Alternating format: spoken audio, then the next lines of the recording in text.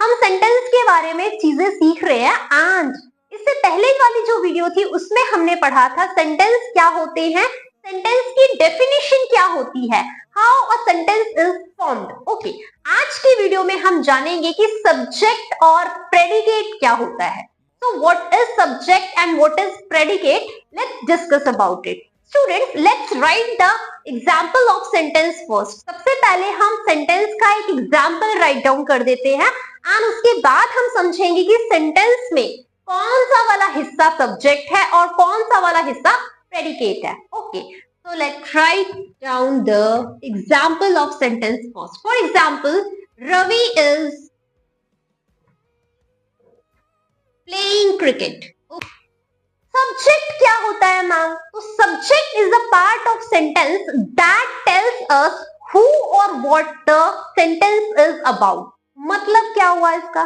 Subject sentence का वो part होता है, वो हिस्सा होता है जो बताता है कि सेंटेंस किसके बारे में है, किसकी बात बता रहा है सेंटेंस हमें। ठीक है, कौन है जो पूरे सेंटेंस को रन कर रहा है, किसके बारे में बात चल रही है। Subject is the part of sentence that tells us who और what the sentence is about. मतलब सब्जेक्ट सेंटेंस का वो हिस्सा होता है जो बताता है कि सेंटेंस किसके बारे में है, किसके बारे में ये बात चल रही है, कौन इस काम को कर रहा है। उस पार्ट को, उस ऑब्जेक्ट को क्या बोल दिया जाता है?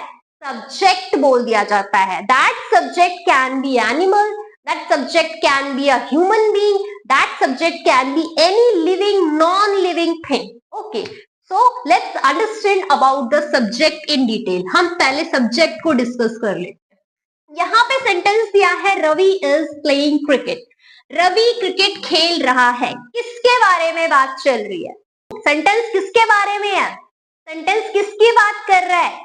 किसके इर्द गिर्द बात घूम रही है? करेक्ट, रवि के इर्द गिर्द बात घूम रही है। ये पूरा सेंटेंस कौन रन कर रहा है? ये पूरा सेंटेंस रवि रन कर रहा है। ओके, किसके बारे में बात चल रही है?